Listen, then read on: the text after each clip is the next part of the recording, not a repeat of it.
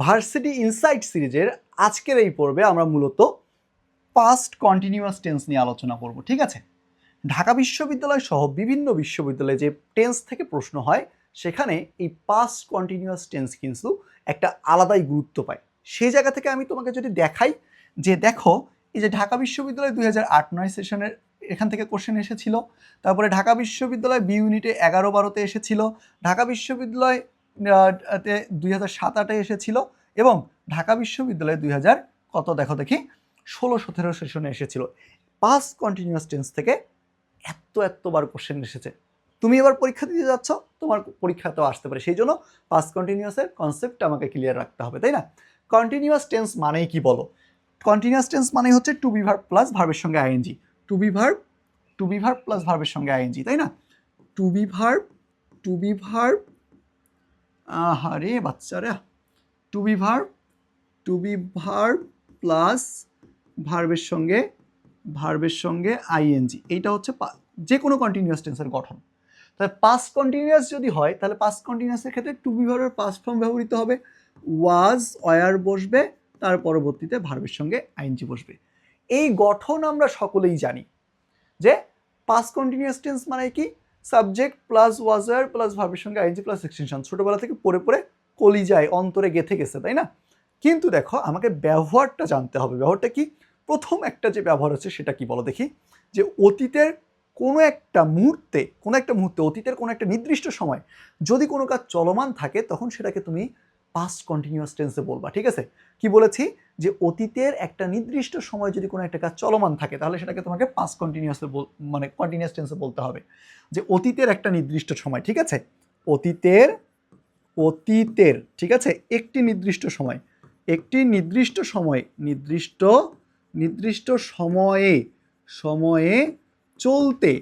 চলতে ছিল, ঠিক আছে, এমন বোঝালে তোমাকে কি করতে হবে বল দেখি? পাস্ট কন্টিনিউয়াস টেন্সে করতে হবে।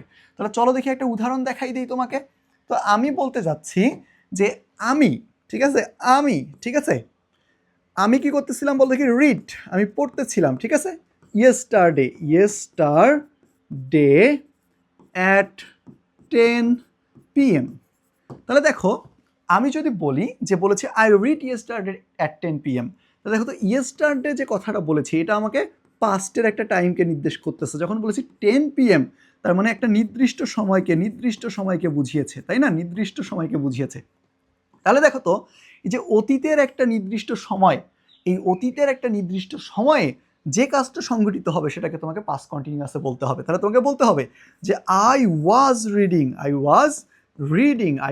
Reading yesterday at 10 PM। ঠিক আছে, বুঝতে পেরেছ? তাহলে এভাবে বলতে পারি যে she and her brother BROTICR brother, ঠিক আছে, ওয়াজ টেলিভিশন TELEVISION টেলিভিশন, ঠিক আছে, ইয়েস্টারডে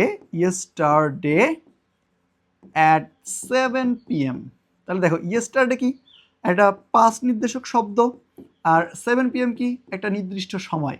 তাহলে আমি বোঝাইতে চাচ্ছি যে অতীতের এই সময়টাতে তাদের টিভি দেখার কাজটা চলমান ছিল। তাহলে দেখো তো তাহলে কি হবে বলো দেখি? দে ওয়ার ওয়াচিং কি বলো দেখি? They were watching television. ঠিক আছে, তাহলে এইভাবে তোমাকে চিন্তা করতে হবে। এই রুলসটা একটু লেস ইম্পর্টেন্ট, এটা তোমার পরীক্ষায় খুবই কম আসে। যেটা তোমার পরীক্ষায় আছে সেটা এখন তুমি একটু খেয়াল করো। আমি যদি বলি এই জায়গায় একটু খুব ভালো মতো খেয়াল করো যে অতীতের দুইটা কাজ থাকবে। কয়টা কাজ থাকবে বলো দেখি? অতীতের দুইটা কাজ থাকবে। অতীতের দুইটা কাজ থাকবে। কয়টা কাজ বলো দেখি? দুইটা কাজ থাকবে, ঠিক আছে। আচ্ছা, এই অতীতের দুইটা কাজ থাকবে, ঠিক আছে। দুইটা কাজের মধ্যে একটা কাজ বাধা পাবে, ঠিক আছে, আরেকটা কাজ বাধা দিবে। অতীতের কয়টা কাজ? দুইটা কাজ। অতীতের দুইটা কাজের মধ্যে একটা কাজ বাধা পাবে, আরেকটা কাজ বাধা দিবে।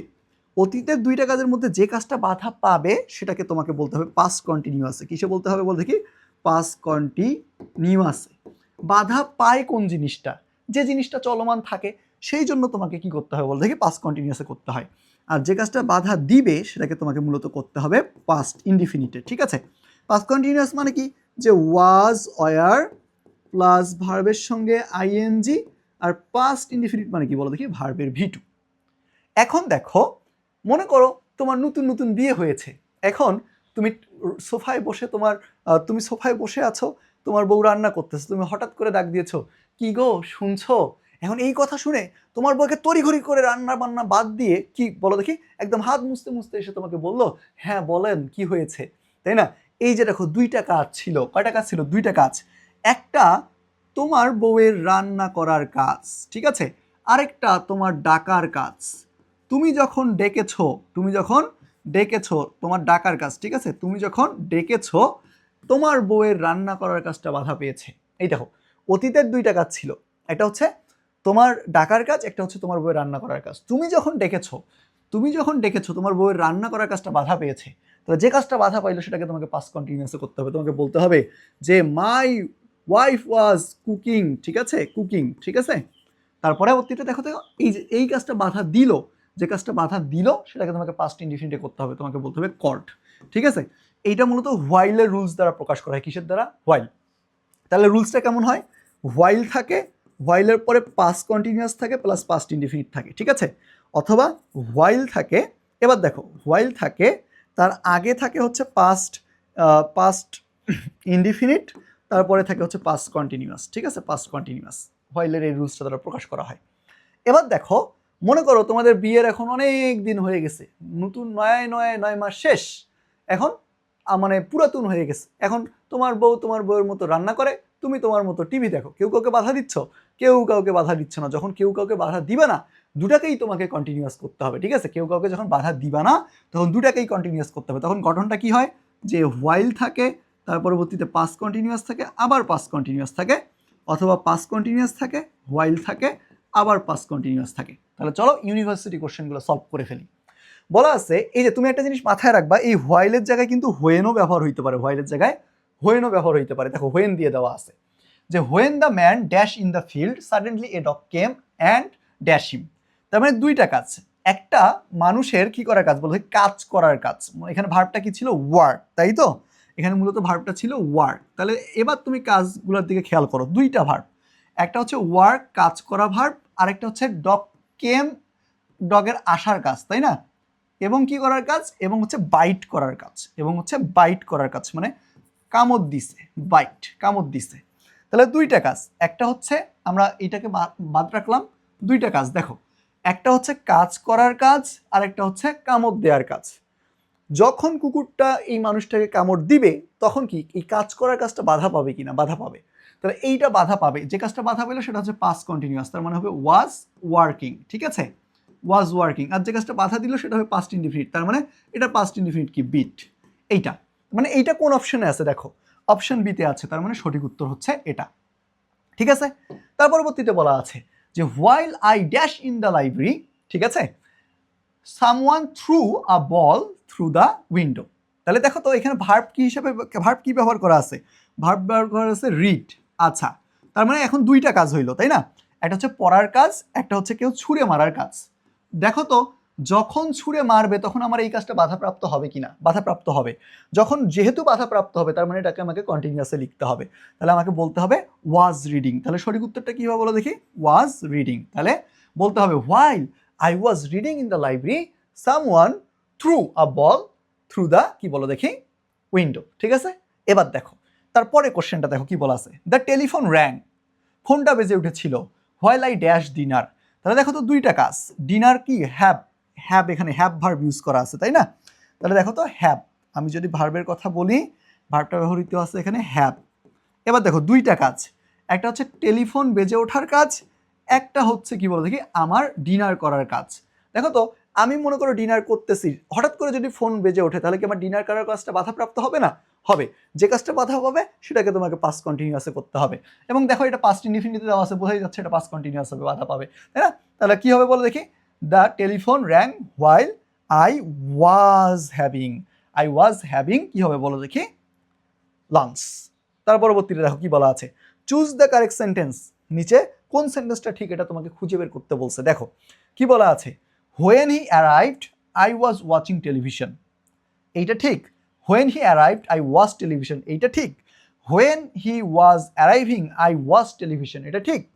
নাকি when he had arrived I watch television, এটা ঠিক? দেখো আমি যদি বলি যে প্রথম যে সেন্টেন্সটা সেটা তুমি খেয়াল করো, হোয়েন দেওয়া আছে, হোয়েনের ফলে দুইটা কাজ দেওয়া আছে, একটা হচ্ছে পৌঁছানোর কাজ, দুইটা কাজ দেওয়া আছে, একটা হচ্ছে পৌঁছানোর কাজ, একটা হচ্ছে আমার টেলিভিশন দেখার কাজ।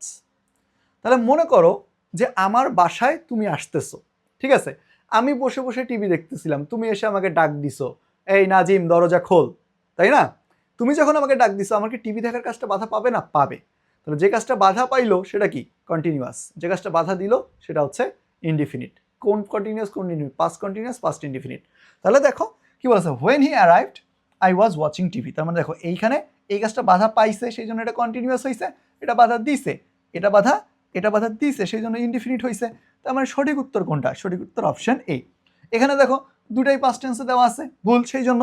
তারপরে এখানে দেখো যেটা পাস্ট ইনডিফিনিট হওয়ার কথা ছিল সেটা কন্টিনিউয়াস দেওয়া আছে, মানে যেটা বাধা দিছে সেটাকে কন্টিনিউয়াস বানাই দেওয়া আছে, সেই জন্য এটা ভুল। আবার এখানে ভার্বের ভুল দেওয়া আছে, ঠিক আছে? তার মানে সঠিক উত্তর হবে কি? When he arrived I was watching television. তাহলে দেখো তুমি নিজেকে ভার্সিটি অ্যাডমিশন যুদ্ধে এগিয়ে রাখতে যদি আমাদের ভার্সিটি ইনসাইট সিরিজের ক্লাসগুলো নিয়মিতভাবে দেখতে থাকো, তাহলে কিন্তু তুমি গুরুত্বপূর্ণ টপিকগুলো তোমার মাথায় নিতে পারবে, ঠিক আছে? সেই জায়গা থেকে বলবো নিয়মিত ভার্সিটি ইনসাইট সিরিজের ক্লাসগুলো করো, এবং এই ক্লাসগুলো তুমি একটু কষ্ট করে তোমার প্রোফাইলে শেয়ার করে রাখো, ঠিক আছে? তোমরা সবাই ভালো থাকবে, সুস্থ থাকবে, এবং লেভেল আপ ইংলিশ একাডেমির সঙ্গে শিখতেই থাকবে, ঠিক আছে? তো একদমই কথা বাড়াচ্ছি না। আসসালামু আলাইকুম সবাইকে।